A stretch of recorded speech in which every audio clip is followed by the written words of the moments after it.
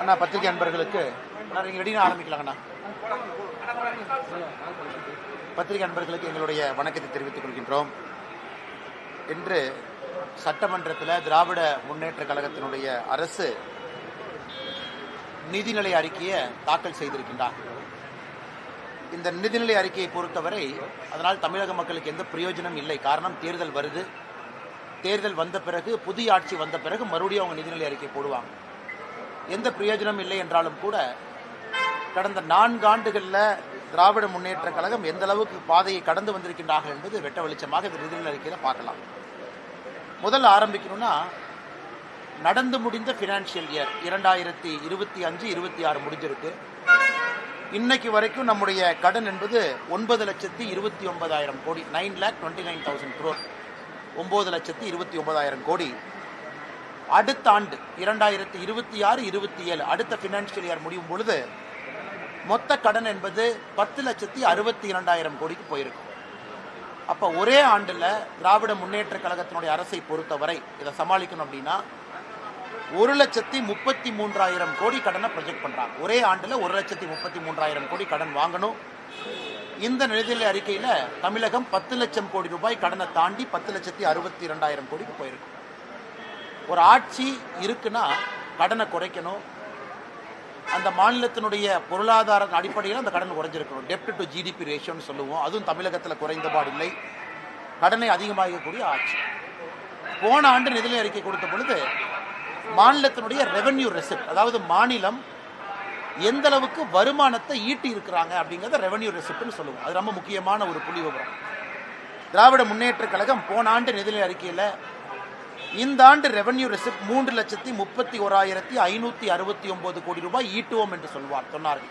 அதாவது இந்த ஒரு வருஷம் முழுவதுமே 3,31,000 கோடி ரூபாய் வருமானத்தை ஈட்டுவோம். ஆனால் 3,09,000 கோடி தான் வருமானத்தை ஈட்டி இருக்கிறாங்க.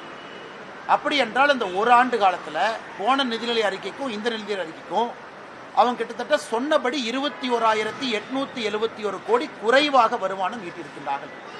அப்படி என்றால் இது வருமானம் ஈட்டாத ஒரு அரசு, கடனை வாங்கி செலவு செய்யக்கூடிய அரசு என்பது நமக்கு ஊர்ஜியமாகுது. ஹையர் எஜுகேஷன், காலேஜ் ஹையர் எஜுகேஷனுக்கு பட்ஜெட் போட்டிருக்கிறாங்க 8,505 கோடி. ஆனால் போன பட்ஜெட்டுக்கும் இந்த பட்ஜெட்டுக்கும் பார்த்தீங்கன்னா இது வெறும் 11 கோடி மட்டும்தான் அதிகம். அண்ணா பல்கலைக்கழகத்தை புதுப்பிக்க போகிறோம், அதுக்கு நாங்கள் 1,380 கோடி ரூபாய் செலவு செய்ய போகிறோம்னு சொல்கிறாங்க இதே நிதிநிலை அறிக்கையில். ஆனால் உயர்கல்வித்துறையினுடைய பட்ஜெட்டை வெறும் 11 கோடி ரூபாயை உயர்த்திவிட்டு அண்ணா பல்கலைக்கழகத்தினுடைய புதுப்பிப்புக்கு 1,380 கோடி ரூபாய் நாங்கள் கொடுப்போம்னா பணம் எங்கிருந்து வரும்? அது ஒரு ஏமாற்று வேலை. ரொம்ப ஆச்சரியம் என்னன்னா, திராவிட முன்னேற்ற கழகம் ஆட்சிக்கு வந்த பொழுது cross enrolment in higher education, அதாவது 12ஆம் வகுப்பை தாண்டி மேலே படிக்கக்கூடியவங்க இந்தியாவில் தமிழகம் அதிகமாக 49 விழுக்காடு இருந்தது cross enrolment in higher education. இந்த நிதிநிலை அறிக்கை பார்க்கும் பொழுது அது 47 விழுக்காடுக்கு வந்திருக்கு. அப்படின்னா 2% இந்த திராவிட மாடல் ஆட்சியில் 2% மேற்படிப்பு படிக்கக்கூடிய மாணவர்களுடைய படிப்பு என்பது 2 விழுக்காடு மொத்தமாக குறைந்திருக்கிறது. அது மட்டும் இல்லைங்க, இன்னைக்கு விபி ராம்ஜி இந்த 100 நாள் வேலைவாய்ப்பு திட்டம் என்பது 125 நாள் வேலைவாய்ப்பு திட்டமாக விபி ராம்ஜியாக மாறி இருக்கிறது. போன ஆண்டு 29,000 கோடி 29,465 கோடி ஒதுக்கிய திமுக அரசு இந்த ஆண்டு வெறும் 28,687 கோடி ஒதுக்கி இருக்கிறாங்க. எதற்காக இதை கேட்கிறேன் அப்படின்னாங்க, இன்னைக்கு திராவிட முன்னேற்ற கழகத்தை பொறுத்தவரை 150 நாள் கொண்டு வருவோம் என்று சொன்னார்கள். இன்னைக்கு அதைவிட குறைவாக ஒதுக்கி இருக்கின்றார்கள். 40% விபி ராம்ஜியினுடைய பட்ஜெட்டை மாநில அரசு கொடுக்கணும். இதிலிருந்தே தெளிவாக தெரிகிறது தமிழ்நாட்டில் இவங்க இந்த 125 நாள் வேலை வாய்ப்பு என்பது வெறும் ஒப்புக்கு சப்பானியாக மட்டும்தான் பேசிக் கொண்டிருக்கின்றார்கள். அடுத்து கலைஞர் கைவினை திட்டம். கலைஞர் கைவினை திட்டம் உங்களுக்கு தெரியும், மத்திய அரசு நாம் ஒரு திட்டத்தை கொண்டு வந்தோம், கைவினை கலைஞர்களுக்கு நம்ம லோன் கொடுக்குறோம். அந்த கலைஞர் கைவினை திட்டத்தில் வெறும் 23,879 பேர் தான் அப்ளிகேஷனை கொடுத்துருக்குறாங்க. ஆனால் மத்திய அரசு இந்த திட்டத்தை கொண்டு வந்த பொழுது மு க ஸ்டாலின் அவங்க அதை நிறுத்தி வச்சாங்க. அப்பவே பல லட்சம் மக்கள் அந்த திட்டத்திற்கு அப்ளிகேஷன் கொடுத்திருந்தாங்க. மத்திய அரசினுடைய போர்ட்டல்ல பல லட்சம் பேர் ரெஜிஸ்டர் பண்ணாங்க. எனக்கு தெரிஞ்சு தோராயமாக 8 லட்சத்துக்கும் சராசரியாக அந்த ரெஜிஸ்ட்ரேஷன் இருந்துச்சு தோராயமாக. ஆனால் அந்த திட்டத்தை நிறுத்திட்டு கலைஞர் கைவினை திட்டம்னு அதற்கு பதிலாக கொண்டு வந்த திட்டத்தில் வெறும் 23,879 பேர் தான் ரெஜிஸ்டர் பண்ணியிருக்காங்கன்னா அத்தனை லட்சம் பேர் எங்கே போனாங்க? அந்த கைவினை கலைஞர்களுக்கெல்லாம் ஒரு வாய்ப்பு இல்லையா? அதுவும் ஒரு ஏமாற்று வேலை என்பது மிக தெளிவாக நமக்கு தெரிஞ்சிருக்கு. இந்த பட்ஜெட்டில் அவங்க சொல்லியிருக்கிறாங்க, கோவில்கள் எல்லாம் புனரமைத்ததுக்காக நாங்கள் கடந்த 5 ஆண்டுகளில் 8100 கோடி ரூபாய் செலவு செய்திருக்கின்றோம் என்று சொல்லியிருக்கின்றாங்க. ஆனால் எங்களை பொறுத்தவரை வெறும் 82 கோடி ரூபாய் தான் செலவு செஞ்சிருக்கிறாங்க. ஒருவேளை இவங்க 8100 கோடி ரூபாய் செலவு செஞ்சிருக்கிறாங்கன்னா இவங்க ஒரு வெள்ளை அறிக்கையாக தமிழகத்தில் இந்த திராவிட முன்னேற்ற கழகம் தலைமையிலான இந்த ஆட்சி, திராவிட மாடல் ஆட்சி எப்படி 8100 கோடி ரூபாய் கோவிலுக்கு செலவு செய்திருக்கின்றோம் என்பதை ஒரு வெள்ளை அறிக்கையாக விடுகின்றோம். ஸோ மொத்தத்தில் சொல்லணும்னா நம்முடைய விவசாயத்துறை என்பது வெறும் 3% தான் வளர்ந்துருக்கு. தமிழக மக்கள் நல்லா புரிஞ்சுக்கணும். குஜராத்தில் மோடி அவர்கள் ஆட்சியில் இருந்த பொழுது 10 ஆண்டு காலம் வருடத்திற்கு 10 விழுக்காடு விவசாயம் வளர்ந்துச்சு. வெறும் 3 விழுக்காடு மட்டும்தான் விவசாயத்தை வளர்த்திருக்கிறாங்க.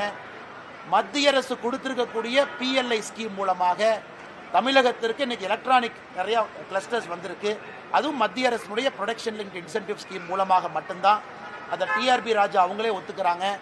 இன்னொரு பக்கம் ECMS scheme, electronic component manufacturing scheme, அதுவும் மத்திய அரசினுடைய திட்டம். அது மூலமாக தான் எலக்ட்ரானிக் காம்பனன்ட் கம்பெனி தமிழ்நாட்டுக்குள்ளே வருது. ஸோ மாநில அரசு சொந்தமாக ஒரு திட்டத்தை தொடங்கி அதன் மூலமாக வேலை வாய்ப்பு அவங்களால கொண்டு வர முடியல. ரெவென்யூ டிஃபிசிட் ஆயிருக்கு. போன ஆண்டுக்கும் இந்த ஆண்டுக்கும் சொன்னதை விட நான் ஏற்கனவே சொல்லியிருந்த 21,000 கோடி ரூபாய் குறைஞ்சிருக்கு. VB ராம்ஜி பட்ஜெட் குறைஞ்சிருக்கு. உயர்கல்வித்துறை வெறும் 11 கோடி ரூபாய் ஏற்றிருக்கிறாங்க. ஆனால் அண்ணா பல்கலைக்கழகத்துக்கு மட்டுமே 1380 கோடி ரூபாய் தேவைப்படுகிறது. கடன் இந்த ஆண்டு 1,33,000 கோடி கடன் வாங்க போறாங்க. மொத்தமாக நம்முடைய கடன் என்பது 10,62,000 கோடி ரூபாய்க்கு 10 லட்சத்தை தாண்டி போக போகுது.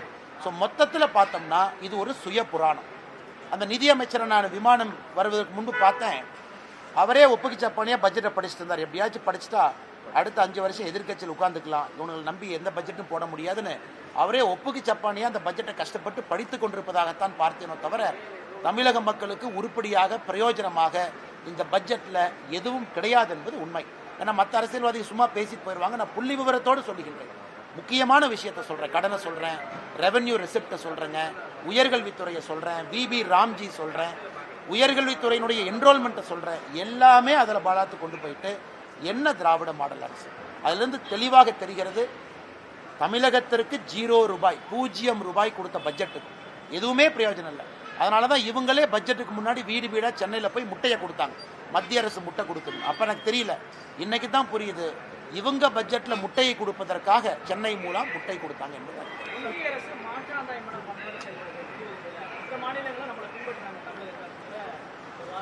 ஆனால் அவங்க எந்த அளவுக்கு போயிட்டாங்கன்னா, இந்த வருஷம் ஒன்றிய அரசு அப்படின்னு இவங்க சொல்லக்கூடிய நம்முடைய மத்திய அரசு அவங்க பட்ஜெட்டில் நாம லேடிஸ் ஹாஸ்டல் ஸ்டெம் இன்ஸ்டிடியூஷனில் மாவட்டத்துக்கு ஒன்றுனா உடனே முதலமைச்சர் ஒரு புருடா விட்டார். தமிழ்நாட்டை பார்த்து காய்ப்பிடிச்சிட்டாங்க பாருங்க, நாம தான் தோழி விடுதி பண்ணணும். ஆனால் எத்தனை பேர்த்துக்கு தெரியும் மத்திய அரசினுடைய சஹி நிவாஸ் அப்படிங்கிறது தான் தமிழகத்தில் தோழி விடுதின்னு ஒரு ஸ்டிக்கர் ஒட்டி மத்திய அரசு கொடுக்கக்கூடிய பணத்தை அந்த தோழி விடுதிக்கு பயன்படுத்துகிறாங்க. இந்த பட்ஜெட்லையும் தோழி விடுதியை பற்றி பேசியிருக்காங்க. ஆனால் தப்பு இல்லை, கொண்டு வாங்க. ஆனால் மத்திய அரசு அக்னாலேஜ் பண்ணுங்க, இது மத்திய அரசு திட்டம்னு சொல்லுங்க. நீங்கள் சொல்கிறீங்க கலைஞர் கனவு திட்டம், கனவு இல்லம் திட்டம்ங்கிறீங்க. அது மத்திய அரசினுடைய திட்டம் இல்லையா? மத்திய அரசுக்கு பணம் கொடுக்கலையா? ஆனால் வெறும் பொய்யை பேசி பேசி நீங்கள் சொல்லாட்டி கூட பரவாயில்ல. இந்த முறை மத்திய அரசினுடைய பட்ஜெட்டில் இந்த லேடிஸ் ஹாஸ்டலை இந்தியா முழுவதும் கொண்டு வரும்போது ஒரு திமுக அமைச்சர் சொன்னார், பாருங்க நம்ம தோழி விடுதியை எல்லா பக்கம் கொண்டு போகிறாங்க. இதுதான் திராவிட மாடல் ஆட்சியினுடைய சாதனை. மத்திய அரசினுடைய சஹி நிவாஸ் திட்டத்தை எடுத்து தோழி விடுதியின் பேரை மாற்றி அதை மறுபடியும் மத்திய அரசின் மீது பழிய போடுறாங்க. அதனால் மொத்தமாக சொல்ல வேண்டும் என்றால் மத்திய அரசு நிறைய கொடுக்குறாங்க. நீங்க போய் கையெழுத்து போட்டு PM ஸ்ரீ ஸ்கூல் வருவதற்காக கையெழுத்து போட்டு கேரளா கையெழுத்து போட்டு வாங்கியிருக்கின்றார்கள். ஒரு மாநிலமும் போடும் பொழுது சொன்னதை மாற்றி பேசி திரும்ப வந்து இன்னைக்கும் தர்மேந்திர பிரதான் அவர்கள் சொல்வது என்ன? MOUவை சைன் பண்ணுங்க, பணத்தை வாங்கிக்கங்க. மத்திய அரசை பொறுத்தவரை எங்கேயும் மாற்றாந்தாய் மனப்பான்மையோடு அணுகவில்லை. மாநில அரசு தான் வேண்டுமென்றே மத்திய அரசின் மீது ஓர வஞ்சனையோடு தமிழகத்திற்கு எதுவும் வரக்கூடாது. இன்னைக்கு நான் சொல்றேங்க, இதே பட்ஜெட்ல தங்கம் தென்னரசு அவங்க சொல்றாங்க மதுரைக்கு கோயம்புத்தூருக்கு மெட்ரோ ரயில் இல்லை, மத்திய அரசுனால மெட்ரோ ரயில் இல்லை. நான் கேட்கிறேன், மத்திய அரசு டீடைல்டு ப்ராஜெக்ட் ரிப்போர்ட்டை மாற்றி கொடுங்கன்னு கேட்ட பிறகு 5 மாதம் ஆச்சு, 4.5 மாதம் ஆச்சு. நீங்கள் டீடைல்டு ப்ராஜெக்ட் ரிப்போர்ட்டை சப்மிட் பண்ணீங்களா? சப்மிட் பண்ணது என்ன தேதி அப்படிங்கிறது தமிழக மக்களுக்கு சொல்லுங்க. அதை சொல்லாம சட்டப்பேரவையில் கோயம்புத்தூருக்கும் மதுரைக்கும் மெட்ரோ ரயில் வராது காரணம் மத்திய அரசுன்னு இன்னைக்கும் இந்த பட்ஜெட்ல அண்ணன் தங்கம் தென்னரசு அவர்கள் ஒரு பைய சொல்றாங்க. இதை எப்படி ஏற்றுக்க முடியுங்கண்ணா?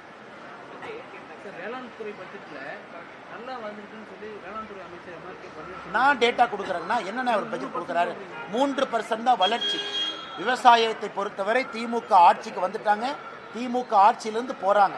இந்த 5 வருஷத்துக்கான வந்ததுக்கும் இன்னைக்கு இருக்கக்கூடிய வளர்ச்சி பாருங்க. ஆவரேஜா ஒரு வருஷத்துக்கு 3% வளருது. 21 22 3, 22 23 3, சராசரியாக 3% மட்டும்தான் வளர்ச்சி இருக்கக்கூடிய வேளாண்மை. ஆனால் எம்ஆர்கே பன்னீர்செல்வம் அவங்க எதுக்கு தனியாக ஒரு பட்ஜெட் போடுறாங்கன்னு எனக்கு தெரியல. வெறும் 3% வளரக்கூடிய வேளாண் துறை பட்ஜெட்டு, அல்ல வேளாண் துறையினுடைய வயிற்றில் அடிக்கக்கூடிய ஒரு துறைக்கு எதுக்காக தனி பட்ஜெட்டு? அதனால் வெள்ளை அறிக்கை விடட்டும். நீங்கள் அதிகமாக வளர்ந்துருக்குன்னா என்ன வளர்ந்துருக்குன்னு சொல்லுங்கள். தமிழ்நாட்டில் என்ன உற்பத்தி, வேளாண் துறையினுடைய என்ன உற்பத்தி வளர்ந்துருக்கு? ஓவரால் நான் சொல்வது ஒட்டுமொத்தமாக வேளாண் துறையினுடைய வளர்ச்சி என்பது சராசரியாக வருடத்திற்கு 3% மட்டும்தான். அதை மாற்றி நம்பரை டிங்கர் பண்ணி அந்த வேளாண் துறையினுடைய ஒரு 3 பொருளை மட்டும் எடுத்து அது வளர்ந்ததா சொல்லாதீங்க. மொத்தமாக வேளாண் துறையினுடைய வளர்ச்சி நம்ம பேசிட்டோம்.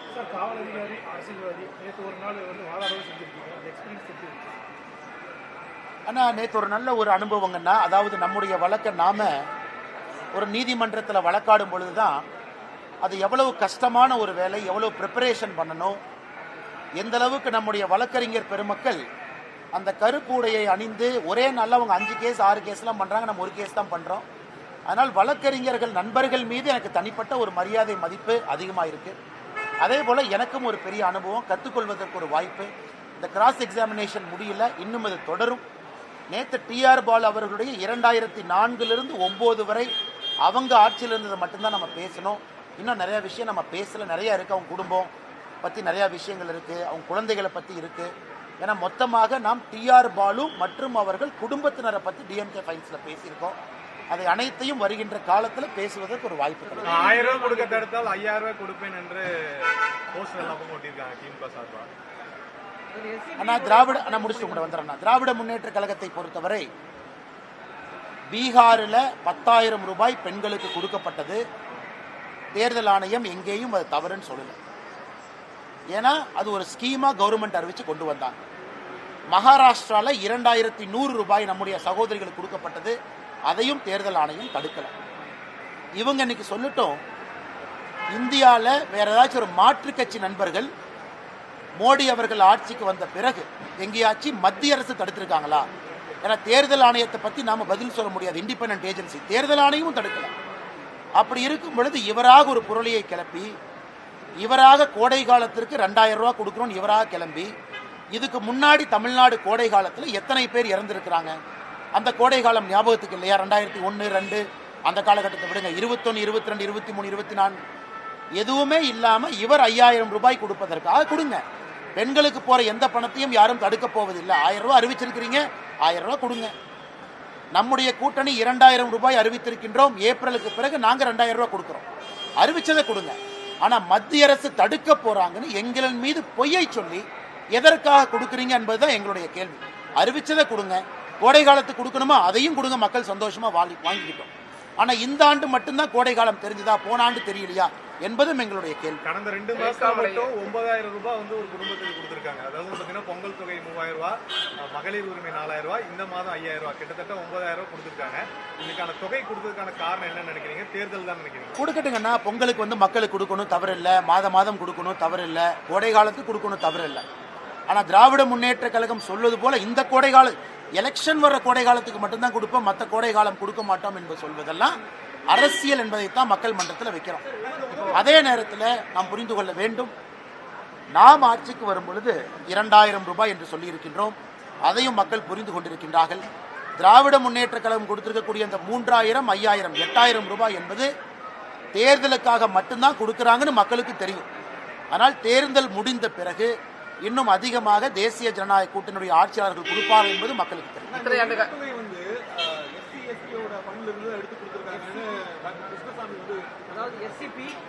ஆனால் தமிழகத்தில் உரிமை தொகை வாங்கக்கூடிய நம்முடைய சகோதரிகள் தாய்மார்கள் 32 விழுக்காடு பட்டியல் சமுதாயத்தை சார்ந்த நம்முடைய அன்பு சகோதரிகள் தாய்மார்கள் 32%. இதுல நம்ம நன்றாக புரிந்து கொள்ள வேண்டும், எஸ்சி எஸ்டி சப்ளான், அதாவது பட்டியல் சமுதாயத்திற்கு பழங்குடி இனத்திற்கு கொடுக்கக்கூடிய சப்ளான் என்பது அவங்களுடைய டெவலப்மெண்ட்டுக்காக கொடுக்கக்கூடிய தனியாக வரக்கூடிய ஒரு பட்ஜெட். அது நேரடியாக அவர்களுக்கு அவர்களுடைய வளர்ச்சிக்காக பயன்படுத்தணும். ஆனா இன்னைக்கு மாநில அரசு என்ன சொல்றாங்க, 32 விழுக்காடு இதுல எஸ்சி எஸ்டியை சார்ந்த சகோதர சகோதரிகள் இருக்கிறனால இந்த பிளான் அப்படியே டைவர்ட் பண்ணி கொடுக்கிறேன் அப்படிங்கிறது ஏற்புடையது கிடையாது.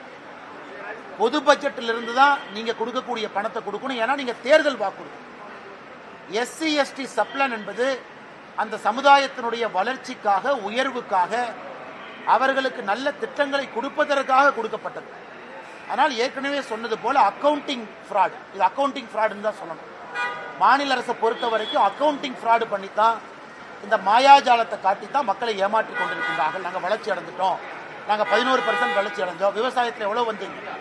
11%ல மத்திய அரசுனால பிஎல்ஐனால எவ்வளவு, மத்திய அரசுடைய இசிஎம்எஸ் ஸ்கீம்னால எவ்வளவு, தமிழ்நாட்டுக்கு வந்திருக்கக்கூடிய மேனுஃபேக்சரிங் எத்தனை மத்திய அரசுடைய திட்டத்தை பயன்படுத்தி வந்தாங்க? எதுவுமே இல்லாம பொதுவாக வெறும் வார்த்தை ஜாலங்களையும் அக்கவுண்டிங் ஃப்ராடையும் வைத்து திராவிட முன்னேற்ற கழகம் ஆட்சியில் இருக்கிறார். அங்கன்வாடி பணியாளர்களுடைய போராட்டம் தொடர்ந்து தமிழக அரசு இந்த கடைசி பட்ஜெட்ல இன்னொன்னு எதிர்பார்த்தோம். சென்னை மாநகரம் போராட்ட களமாக இருக்குது. அங்கன்வாடி நம்முடைய அன்பு சகோதரிகள் அங்க இருக்கிறாங்க, சகோதரர்கள், பகுதி நேர ஆசிரியர் பெருமக்கள், செவிலியர்கள், ஒரே வேலைக்கு ஒரே ஊதியம் கொடுக்க வேண்டும் என்று போராடக்கூடிய டீச்சர்ஸ், ஆசிரியர் பெருமக்கள், இவங்க எல்லாத்துக்கும் இந்த பட்ஜெட்ல ஏதாச்சும் ஒரு விடிவு கிடைக்குமான்னு பார்த்தா, சார் திமுக ஆட்சியிலிருந்து போறாங்க, போகும்போது நல்லதுனால செய்வாங்களான்னு பார்த்தா அதையும் செய்யல. அதனால அவங்க போராட்டம் தொடர்ந்துகிட்டு தான் இருக்குங்கன்னா அது ரொம்ப ரொம்ப துக்ககரமான ஒரு விஷயம்தான். அவங்க ஏப்ரல் வரைக்கும் பொறுத்துக்கணும். ஏன்னா இன்னி அவர்கள் புரிந்து கொள்ள வேண்டும், பட்ஜெட்ல அவங்களுக்கு இல்லைன்னா இன்னி அவர்கள் திமுகவை எதிர்த்து போராடுவது வேஸ்ட். அவங்க திமுகவை ஆட்சியிலிருந்து அகற்றுவதற்காக இவங்க எல்லோரும் உடன்பட்டு செயலாற்ற வேண்டும் என்பது என்னுடைய கோரிக்கை. அதாவது பகுதி நேர ஆசிரியர் பெருமக்கள், செவிலியர்கள், நான் சொல்றது எல்லாமே டீச்சர்ஸ்லேருந்து எல்லாருமே இன்னி அவர்களுக்கு அடுத்த 15 நாள் எதுவும் வரப்போறதில்லை. திமுகவை ஆட்சியிலிருந்து அகற்றி புதிய தேசிய ஜனநாயக கூட்டணி ஆட்சிக்கு வரும் பொழுது இதை செய்வார்கள் என்கின்ற நம்பிக்கை எல்லோருக்குமே இருக்கு. நாங்கள் செய்யவும் போறோம். அதனால் அவர்கள் திமுகவை ஆட்சியிலிருந்து அகற்றுவதற்காக அடுத்த 1 மாத காலம் வேலை செய்ய வேண்டுமோ தவிர சுட்டரிக்கின்ற வெயில்ல சென்னையில் வந்து உட்கார்ந்து போராடுவது அவர்களுக்கு எந்த லாபமும் கொடுக்க போவதில்லை.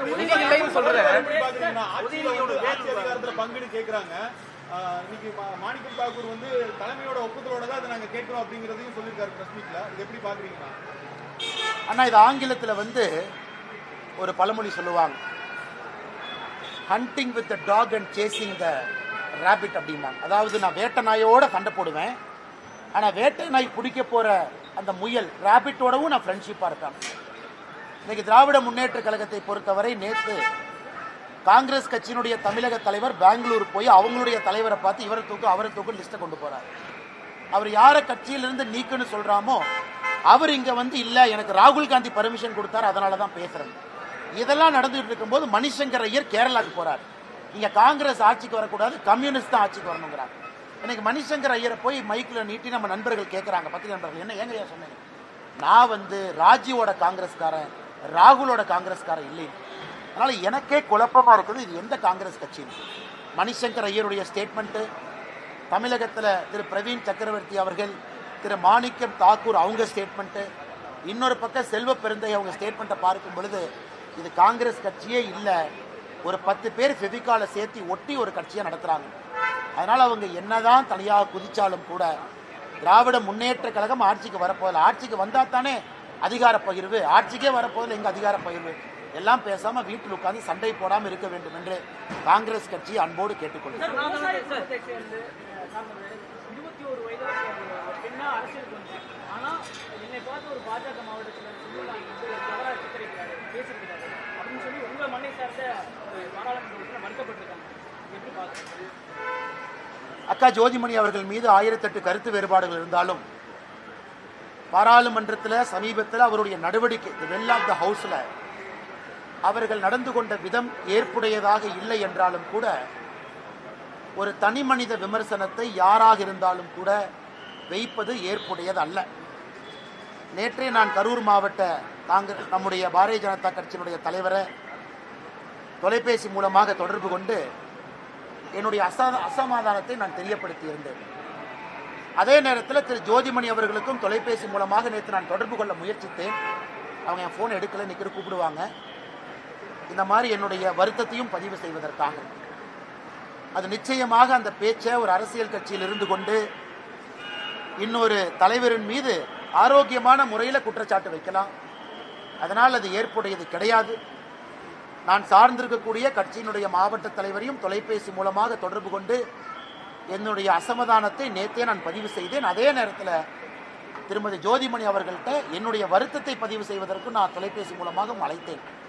அதனால் எனக்கு இதில் ஏற்புடையதில்லை.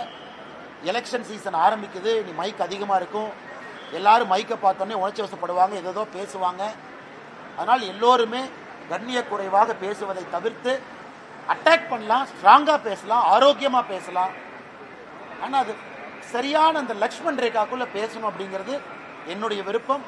ஏன்னா அடிக்கடி இதற்கு நாம் ஒரு வாய்ப்பு கொடுக்கக்கூடாது. ஏன்னா நம்முடைய ஃபோக்கஸ் மாறுது. எதை நோக்கி அரசியல் செய்கிறோம், யாரை நோக்கி அரசியல் செய்கிறோம், எதுக்காக அரசியல் செய்கிறோம் அப்படிங்கிறது மாறி வேற எங்கேயோ வண்டி போகுது. அதை தலைவர்கள் எல்லாரும் உணர்ந்து கொள்வாங்க என்கிற நம்பிக்கை.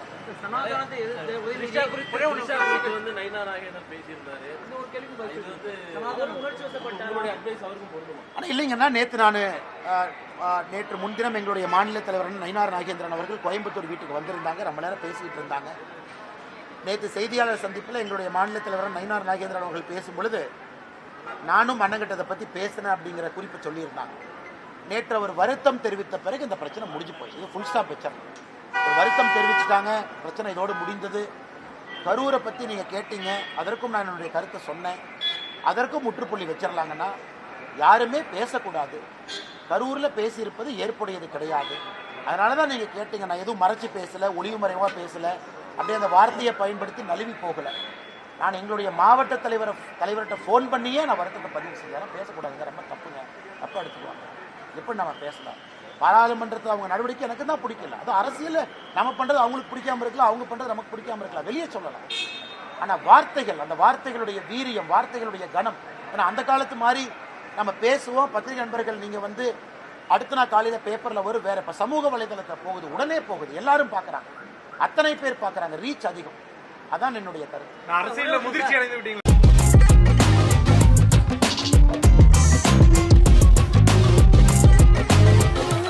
பச்சைக்கூறி தப்பாதுடா, சிங்க இது சிக்காதுடா, சுத்து போட்டு நிக்காதடா, சூற விட்டா தாங்காதுடா. சிவண்டா சிவண்டா சிவண்டா, எதுக்க எவண்டா எவண்டா எவண்டா.